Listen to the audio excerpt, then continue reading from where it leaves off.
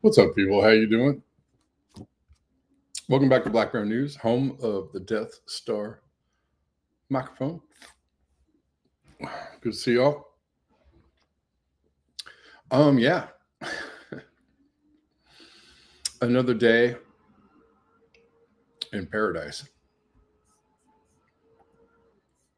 Or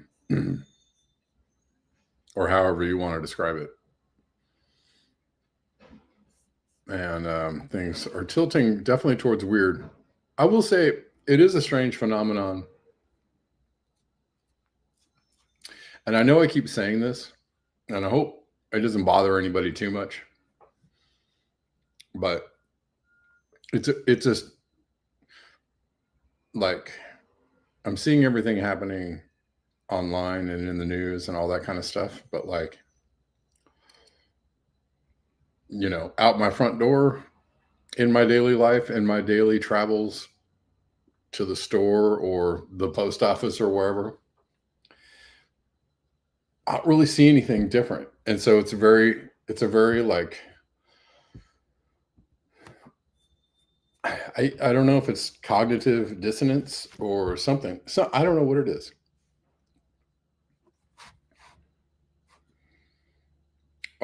And though I am aware of everything that's going on, and my job is to stay aware of everything that's going on, I feel like my duty is to stay aware of everything that's going on. For my own mental sanity, sometimes I have to just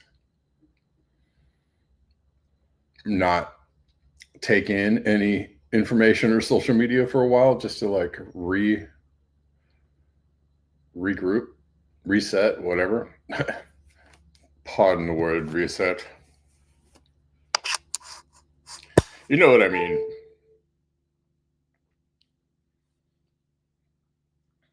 Anyways. Yeah, it's just a strange phenomenon. And I was just listening to another show.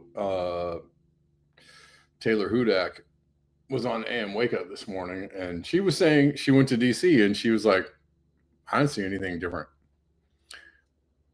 And then there's Just a Thought, who is in DC, and saying that, the landscape is nobody's going out at night. It's like, totally on lockdown. Everybody's scared. Everybody's tripping out. And Taylor Hudak is like, I don't see anything. I didn't see anything that was different, anything out of sorts, any more presence of anything. Nothing felt off, or, which when I heard that, I was like, yeah, that is a weird thing. Like, I'm only getting the terrible news from my phone. So if I just put my phone down, nothing's happening. I know that's silly, but I'm not saying that nothing is happening. I'm saying allow yourself to take a break if you need to take a break from the news. And yeah, on some levels, people have the privilege to take a break, et cetera, et cetera. But hey, you got to do what you got to do, right? Survival is survival. Keeping your sanity is paramount. And however it is that you got to do that. Don't let anybody make you feel bad about that.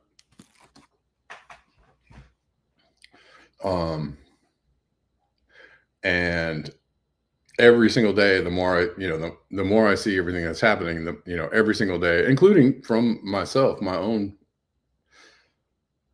mouth, I hear the sentiments that the only way that all this stops is with, some kind of revolt, or people just standing up and saying like, no more. And for a lot of people, it's a really scary thought, because, and on top of that, people have things to do. They got lives to live. They have, kids to feed, jobs to go to, light bills to pay, food to buy. People are just are in survival mode. So,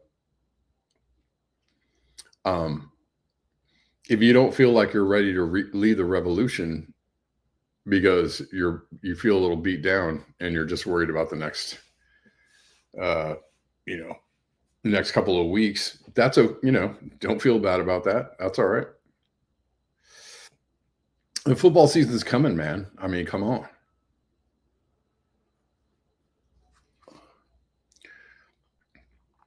Yeah, and, you know, I don't know, and it's the dissonance is everywhere. It's very odd, right? Like, a lot of things are going forward as if nothing is amiss, right? You know? People are making records, people are pushing out, um, projects and art projects and starting businesses and, you know, living their lives, which on some levels, what else are you supposed to do? It's kind of one of those things where, you know, sure, the ship might hit the fan anytime soon, but like, what are you supposed to do until then? You can sell everything you own and, you know, move to a deserted island if you want to, or whatever it is, whatever you think. You can go off grid. You can make all kinds of changes in your life. But most people are just going to go forward and just do, you know, I got a buddy that's going to school for a new career. Keep going to school, right? Like, keep going to school, keep paying your bills, keep going to work, keep, you know, unless you don't want to, unless you want to do something different, that's totally fine too.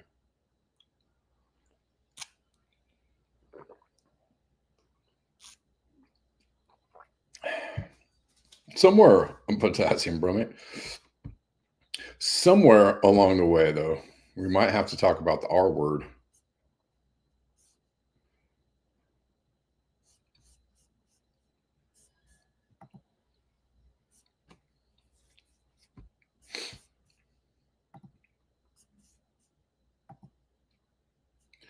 Let's see, where are we going to start here?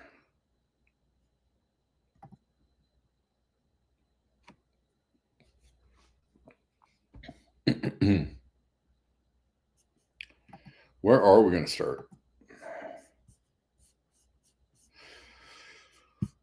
Trump issued another executive order with grave implications. Where is it? Here it is.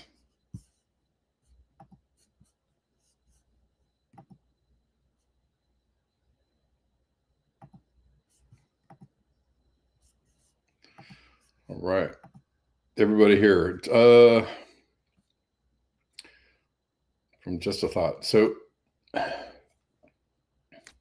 retweeting a tweet from the U.S. Homeland Security News.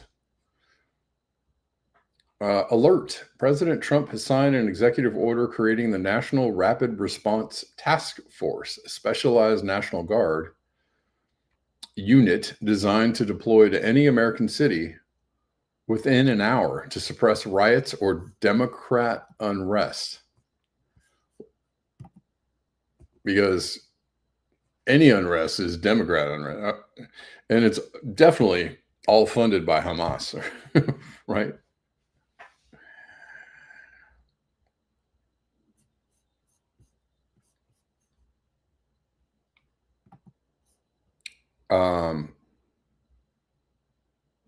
Yeah, I read that correctly. You heard that correctly. A rapid response task force. Just a Thought says sold to Trump supporters as a response to Democrat unrest. Are we buying that? Are Republicans still buying this bullshit? I mean, I gotta say,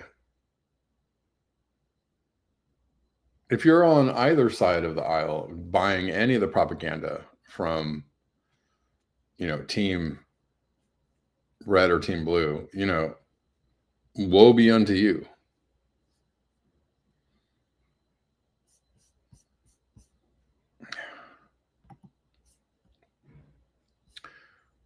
Sold to Trump supporters as response to Democrat unrest. This will not work in any American's favor. The framework for martial law is being developed right in front of us. Many Americans are cheering it on. Yeah, sure. Maybe some Americans are cheering it on. Yeah, that's right. That is right. A message from our sponsors. There we go.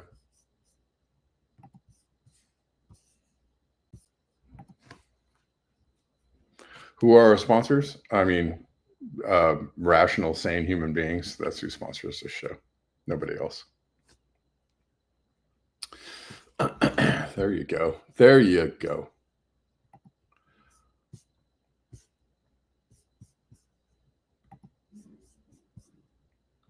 I'm going to show you. Well, hold on before we get into everything.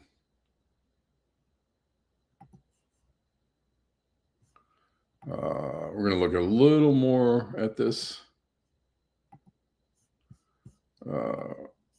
Today's executive order creating a nationwide military quick reaction force and setting up an online portal to permit random fascist vigilantes to join soldiers is one of the scariest things I've seen in U.S. politics in my adult life. Why is it not getting more attention? Well, it's getting attention here. Everybody paying attention?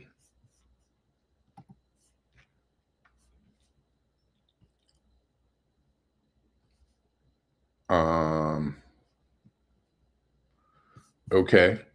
I take it they're expecting unrest.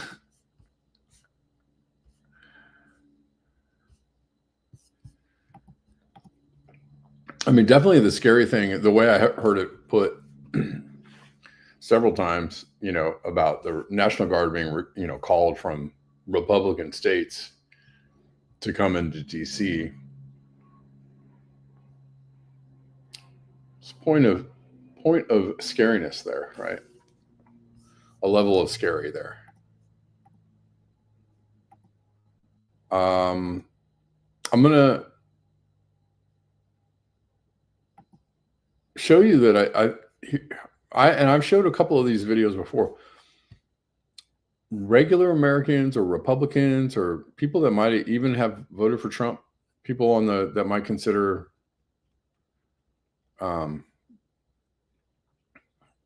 right conservatives on the red on Team Red are not agreeing with anything that's happening, and they don't agree with Trump, and they're not on Team Trump, and they're not happy. So the idea that there's a huge schism, and everybody on the right is all MAGA tards, and they're all fascists waiting to lock everybody up. I mean, yeah, there's a number of those people, but not all. There's also a number of sane thinking people, right, who are, maybe a lot of people got straight up duped, and I see that all the time too. I see MAGAs or Trumpers or people that just voted red instead of blue going, yeah, we got completely duped, because they thought, Trump's is at least offering something to people, whereas the Biden campaign or the Kamala campaign did not offer jack shit to anybody. They were just vote for us because we're better people, or vote for us because we're not Trump. And, and that was on purpose. That was on purpose. So don't feel bad. If you voted for either side, or if you thought either side might save you, and now you voted Stein, you feel fine. That's right. That's right. I did too. By the way, just for the record, if anybody wants to misrepresent what I'm saying or what I've said in the past, or why I said anything that I've ever said in the past. Yeah, I never, ever have voted for Trump in my life. Never voted for Biden in my life either. So there you go.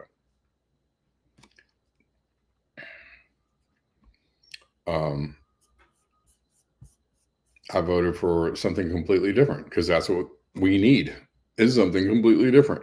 Something, something other. Sushi Gang says no sympathy for Trump supporters. Well, listen, let's watch these videos and see what's going on here.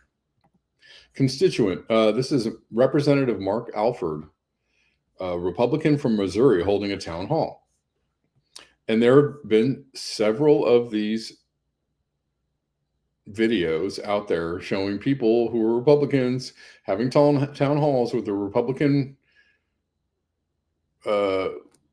leaders going, I don't like what's going on at all.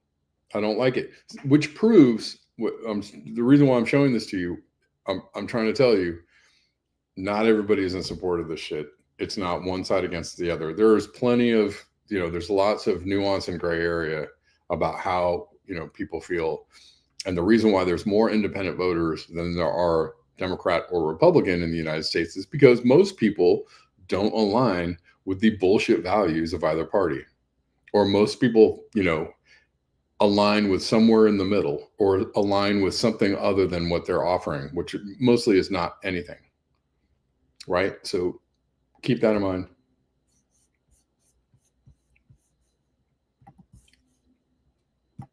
A couple of comments, which you don't have to respond to, but I'm going to. You talked about abuses in the Medicare and Medicaid system. I found it interesting that the president pardoned someone who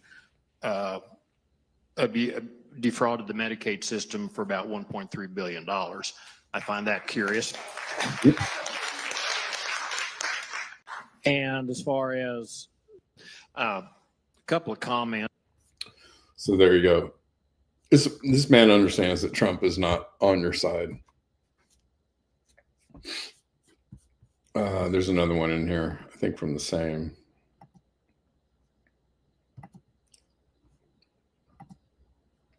Where is it? Where is it?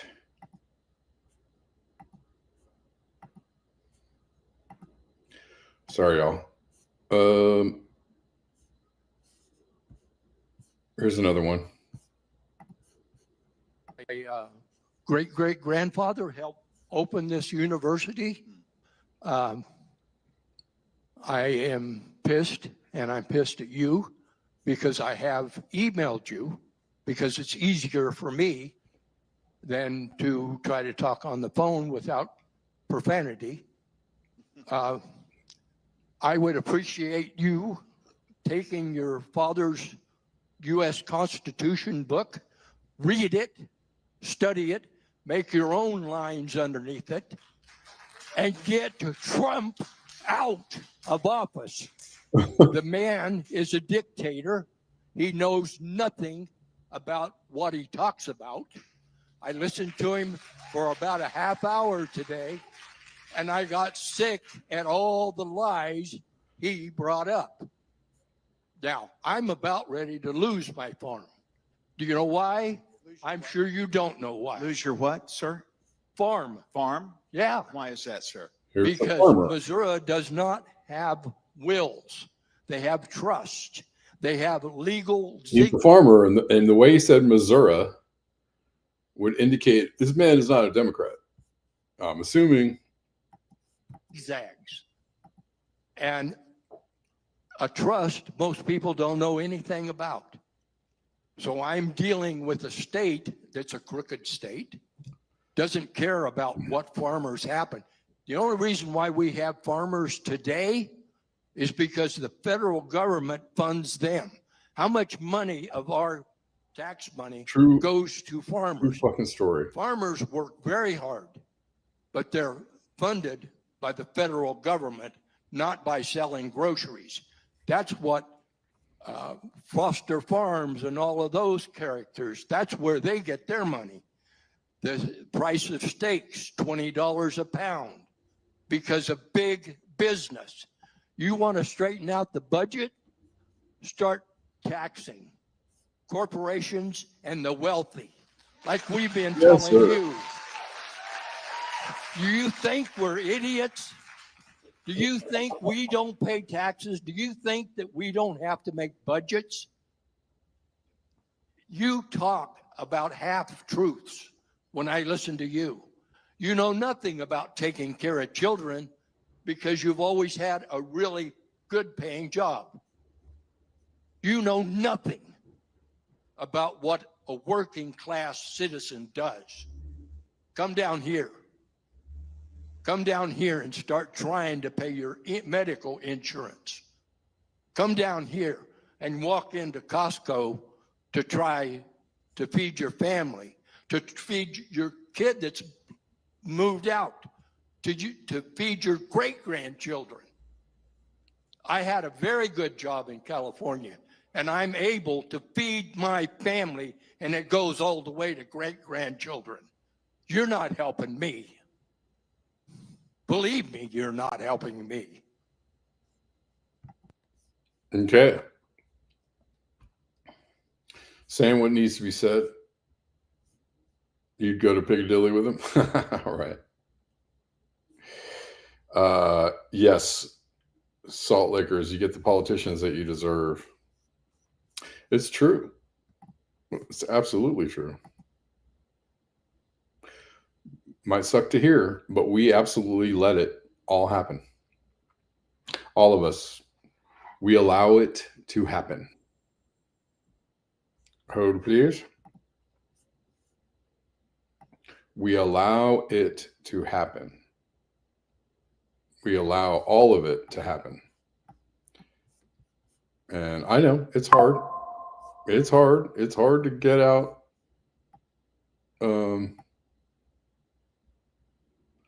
You know, it's hard to get out in front of everything that's going on. It's hard to, you know, organize. It's hard to push back. It's hard. It's hard. It's hard. I'm speaking for myself too, right? I'm including myself in my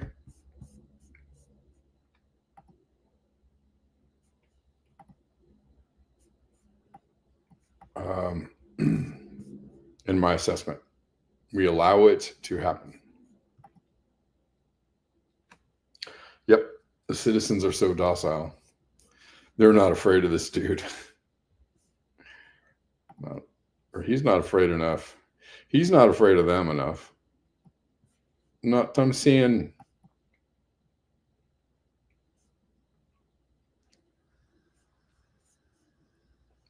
Know what I'm seeing.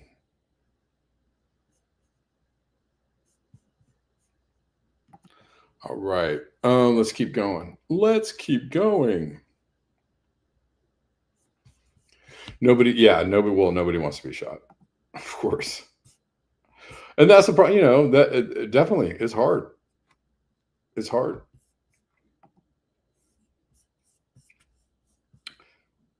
It's scary and it's hard to think about pushing back, really pushing back. All right, let's keep going. We have more, you know, really horrible, terrible news for you today. Howard Lutnick on CNBC indicates that Trump administration will try to partially nationalize defense companies like Lockheed Martin. And he just did something like that with Intel. Interestingly enough, here's the thing. He's nationalizing these companies for the wrong reason, right? There's nothing,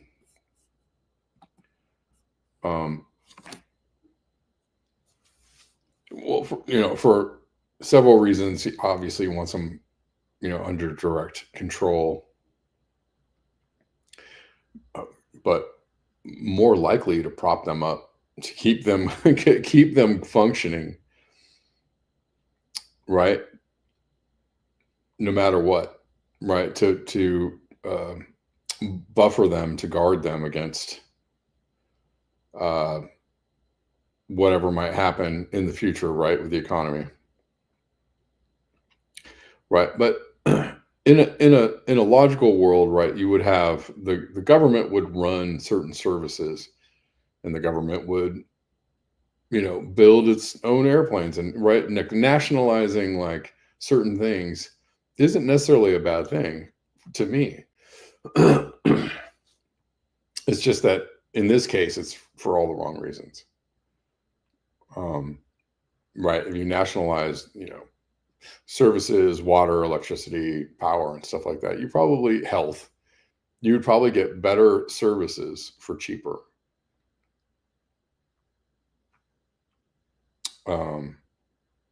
Right. And you might be able to get, you know, they're subsidizing things anyways. So why not nationalize certain things? But he's doing it because I think that whatever it is they're trying to wrangle up in the future, I don't know. Let's see, Intel Corp minus 52% past 5 years. Yeah, there you go.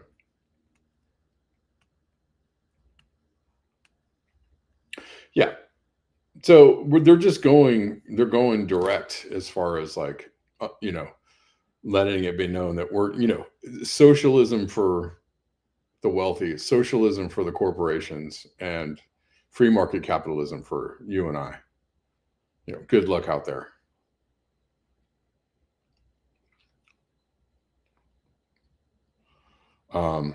But I've seen several people make the point that this is totally and completely antithetical to the idea that small government and let the free market decide, and they're being really obvious about the fact that we live in a socialist system, especially when it comes to subsidizing large companies and making sure they don't fail, and bailing out bankers and hedge funds and corporations. I mean, what do you call the CIA funding Palantir for the last 20 years? Palantir didn't turn a profit for several years. It didn't matter because they were just being funded by the CIA, which is completely a socialist endeavor. And the idea that Palantir was a private company the whole time is absolute nonsense. This whole time they've been they're just an operator, an arm of the US government under the guise of being a private company, which is, it's completely ridiculous.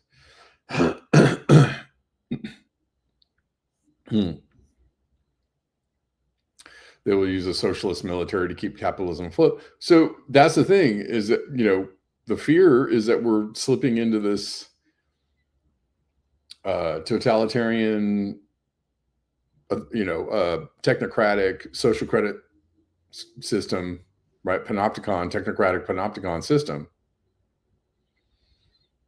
kind of like China has.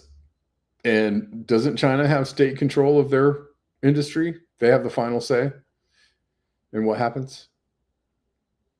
Whatever Trump is doing sounds a lot like communism, does it not?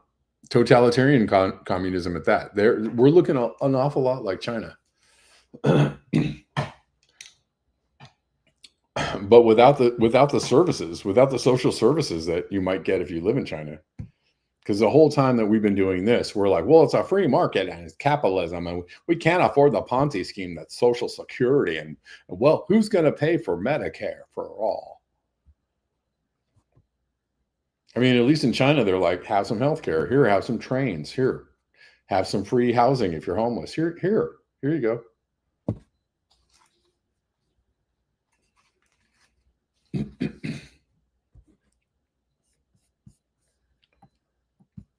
It's wild, though. It's wild. Hold on. What about defense companies, though, Secretary? Why shouldn't the U.S. government say, you know what, we use Palantir services, we would like a piece of Palantir. We use Boeing services, we would like a piece of Boeing. There are a lot of businesses that... That's the ridiculous part, is that if you have two brain cells in your head and you understand that they are funding these operations totally and completely, and it's pretty out there, it's pretty in the open. Like, if you want to walk around and think that these companies were private companies who just operated on the free market, I mean, okay. Who pays for the trillions lost in the Pentagon? Exactly. That do business with the U.S. government, that benefit by doing business with the U.S. government. I guess the question is, where's the line?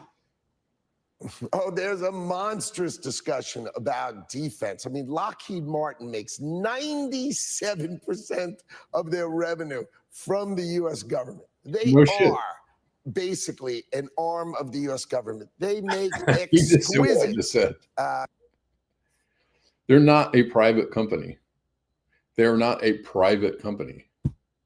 I mean, I suppose they structure themselves like a private company, but they might as well just be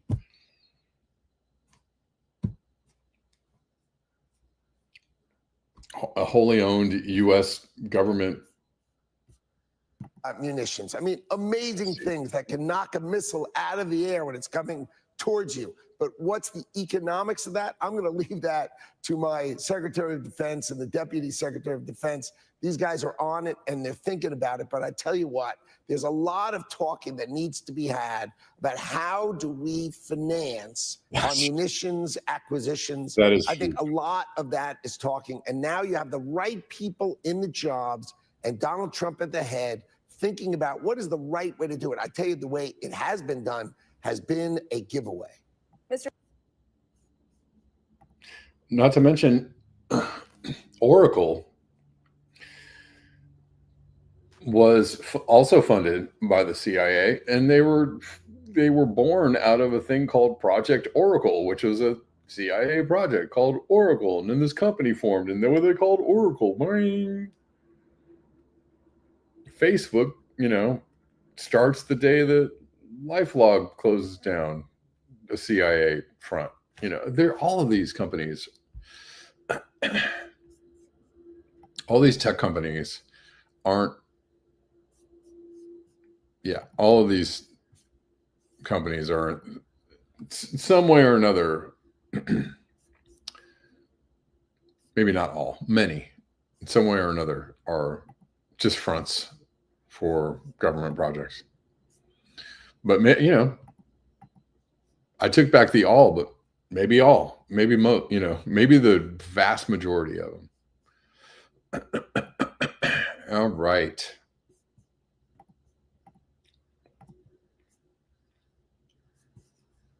Man, I got to speed it up. Okay, there's things I want to get to. Sorry, I'm going so slow. Trump says people think that they want him to be a dictator. What say you? No, thank you. And they say, we don't need him. Freedom. He's a dictator. A lot of people are saying maybe we like a dictator. And they say, we don't need him. Freedom. He's a dictator. A lot of people are saying maybe we like a dictator. Yeah, there's some banana brains out there that do actually think this is what he's doing is a good thing. I don't know. That it's a matter of time, I think.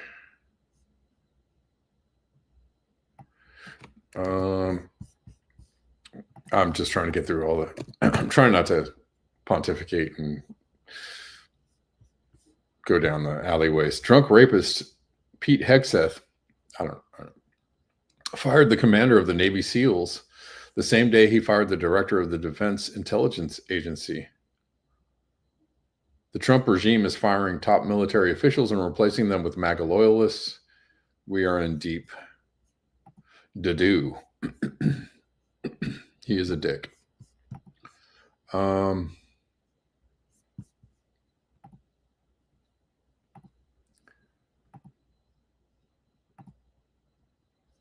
Let's see. I've been saying something like this for a while. I'm not the only one that's saying it. Lots of people are saying it.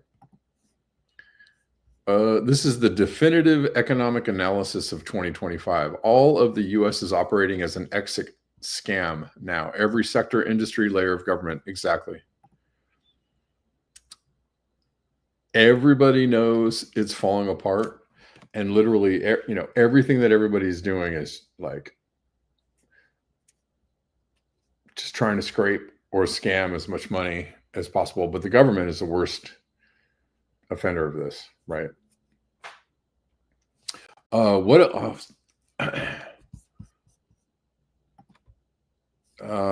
Here's another post on this. So basically, Trump now has majority control over the Fed board. He waits for Powell to resign, puts in his own guy. They cut rates back to zero. Money printer goes burr.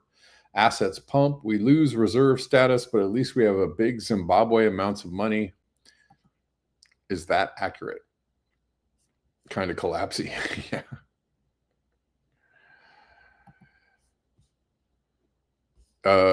This could be something that we see. in the near future. It doesn't look good, I have to say. Denver says it's the plan. The government is becoming something else. It is shedding its skin and revealing its true form. Yeah, yep.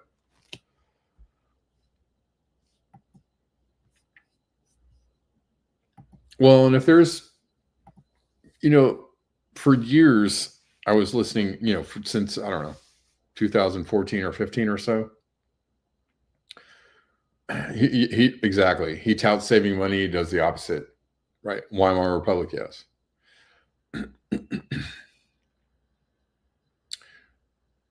For years, I was watching economic doomers talking about a jubilee or talking about huge crash where everything crashes and they roll out the digital dollar or whatever it is they're going to roll out. And this was, I don't know, 12 years ago, 10 years ago.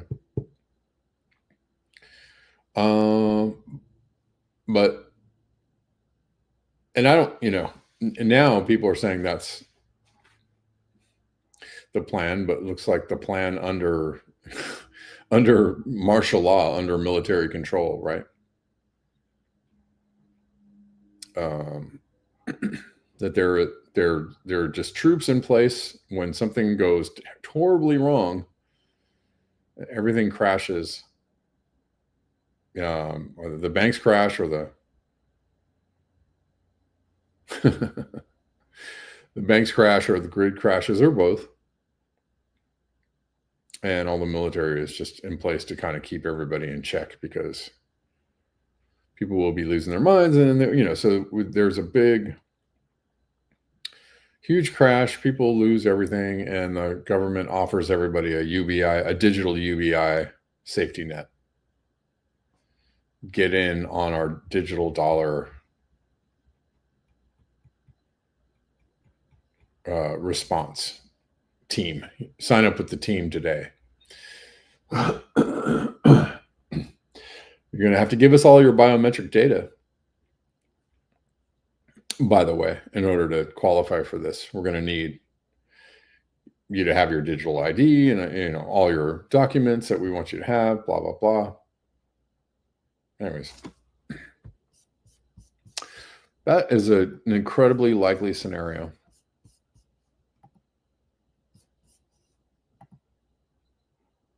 Okay, let's move it over to Israel for a second. By the way, the Democrats are still helping out with the genocide, so good luck looking to them for something different. They vote down a resolution calling for arms embargo on Israel, recognizing Palestine state. And they're like, nah, we're good. We're not going to do that. Here's a quick history on how the British engineered the ethnic cleansing and theft of historic Palestine from the native Arab population in order to create the disastrous warring European colonial settler project known as Israel. Let's watch, shall we? Here is a timeline of how Britain engineered the theft of Palestinian land. To this day, Britain stands as the pinnacle of the colonial project. We begin in the year 1916 with the infamous Sykes-Picot Agreement. This was a secret deal between Britain and France to carve up lands controlled by the Ottoman Empire, all while deceiving the Arabs into revolting for independence. Palestine was placed under international administration, and Greater Syria was fractured. In the year 1917, we see the Balfour Declaration. This was the result of a century of evangelical Protestant ideology, which saw Britain as divinely mandated to bring Jews to the land of Palestine. Britain promised to support the establishment of a so-called Jewish national home in Palestine. No mention was made of the rights of the indigenous Arab population. From 1921 to 1922, Britain was granted the mandate over Palestine. New borders were drawn, separating Palestine from Syria and Lebanon, severing historical land ties. Throughout the 1920s and 30s, forced sales began. British regulations barred non-residents from owning land in Mandate Palestine.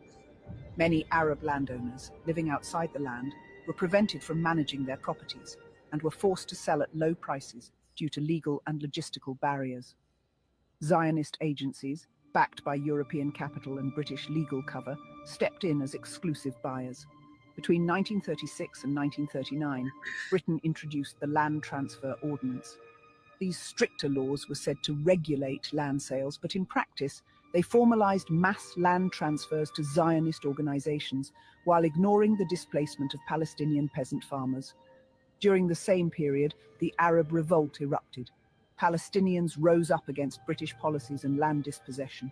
Britain brutally suppressed the revolt with executions, home demolitions, and curfews, all while continuing to arm and train Jewish militias. In 1947, the United Nations Partition Plan was proposed. The vast lands acquired under British facilitation now formed the backbone of the proposed Jewish state. Palestinians, who owned more than 90% of the land, were offered only 45% of the territory. In 1948 came the Nakba, the catastrophe. Zionist militias seized more than 78% of the land. Over 750,000 Palestinians were expelled, while British occupying forces prevented Palestinians from forming any military force, yet actively trained Zionist gangs. This is the legacy of British savagery in Palestine. There you go.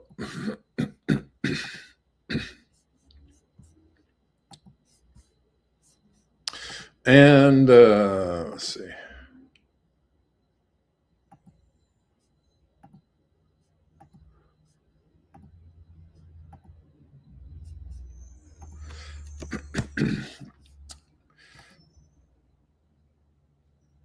Israel is up to its old horrible tricks. Live on TV, the perverted Zionist army bombed the paramedics attempting to recover the body of a journalist, Hussam al-Masri. Is there an evil worse than Zionism or Zionists?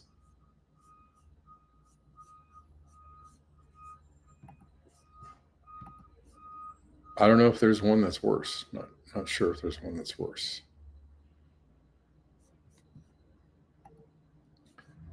They pretty much suck. Here's a fact check. Zionists don't realize that we can fact check their BS in real time. Like literally. First of all, Israel does not bomb hospitals. Right. So, Sophia, I'm going to have to challenge you on this one. Looking at my notes here, it actually looks like Israel bombed 36 hospitals. And based on that, do you know how many hospitals are in Gaza?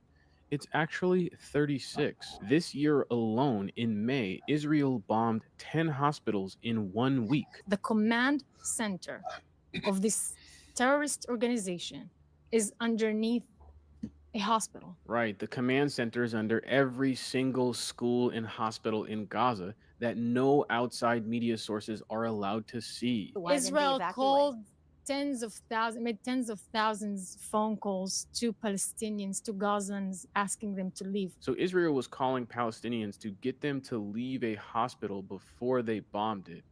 What are people usually in hospitals for? So where I'm from, people usually go to hospitals when they're sick or injured. And considering Israel is bombing everything in Gaza, there was probably a lot of injured people in these hospitals. How do you expect someone who just got their limbs blown off to leave a hospital?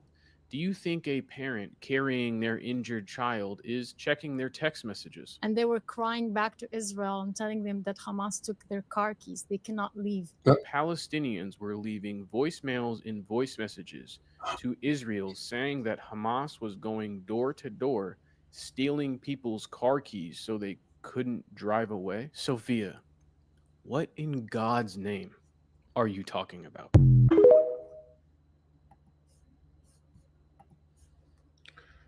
NPR was droning on about some kind of bean dipping in the hospitals and under the rubble. Oh my God. Right. That's right, Denver. Israel had their own command center under the Ichilov hospital, right? Yep. Every accusation is a confession. So literally everything that they say that Hamas is doing or that Palestinians are doing, it's literally what they're doing.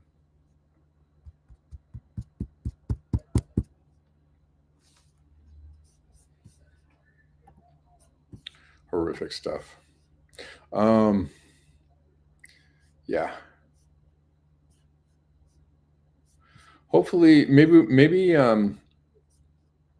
Mother Nature is going to take care of everything. Mother Nature is going to get so upset that like it's going to force humanity to like stop and deal with the fact that we're going to be like flooded out, burned out, or dried out of everything in a bit.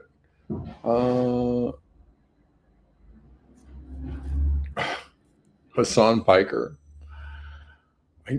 I don't have a lot of thoughts on Hassan Piker.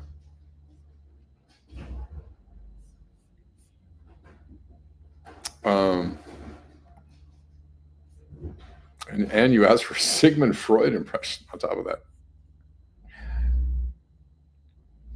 Oh my God. Well,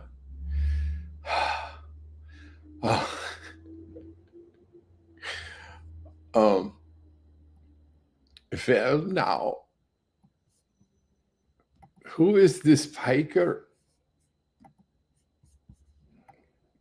I don't know. I don't know if I can go down that road. Let me get back to you tomorrow. I gotta wrap up the show. Here's mine. Great minds discuss ideas. Oh, here you go. You think he's good for the kids?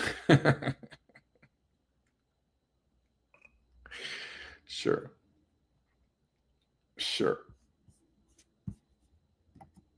Hassan Piker for the children. All right. Check this out. In California, massive flooding going on. This is yesterday.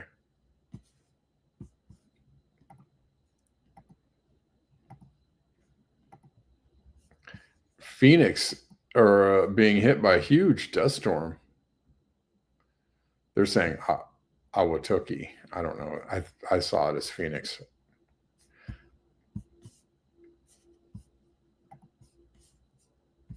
Massive. Try flying your rapid response teams in that.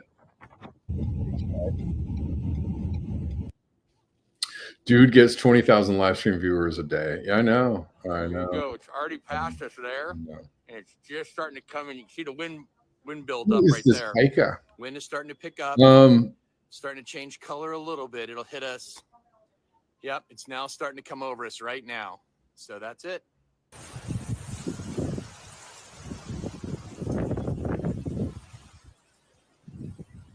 Yeah, like it's gonna be hard to do like a rapid response to anything if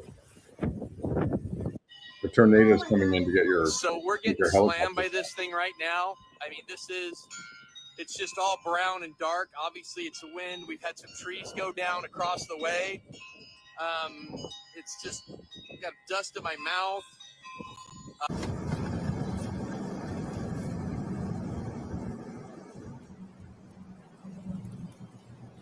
I think there was a huge. Where is it? Thought I had something from India. Massive flooding in India. This is it. Kashmir. This looks insane.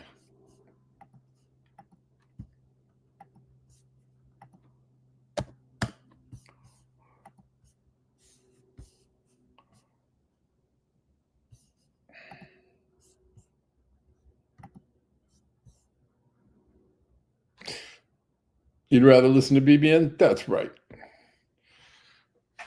Don't listen to the Hassan Piker guy. He's bad on COVID. He's bad. Yeah, bad in general. No one is good on COVID.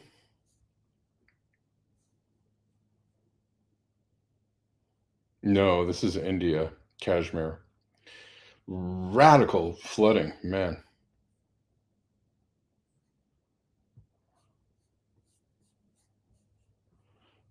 What?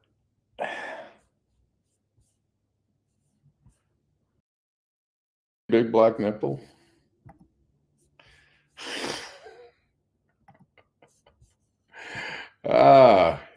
Thanks. I think. All right, guys. If you like the show, if you want to support the show, there's lots of ways to do it. Lots of ways to do it in the description box of whatever. Lou, thank you for your monthly. Appreciate you.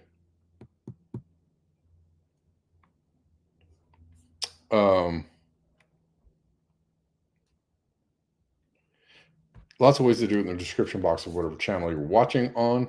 Is that the new name of the show now? If you like, yeah, all the usual links are there. Venmo, PayPal, Cash App, Zelle, Buy Me a Coffee, Ko-Fi.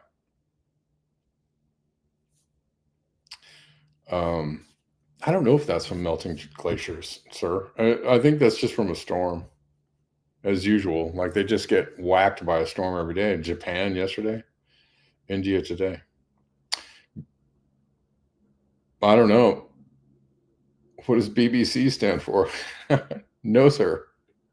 No, nay. All right, guys. Yeah, many of you support the show on the daily, and you know who you are. I appreciate you. There's also a link tree on X if you want to support on X. Yeah. That's what the cool kids are doing. All right, guys. I'll see you back here tomorrow at the regular time. At the regular time of 12 p.m. Pacific. All right. Thanks a lot. And until next time, beware the bear.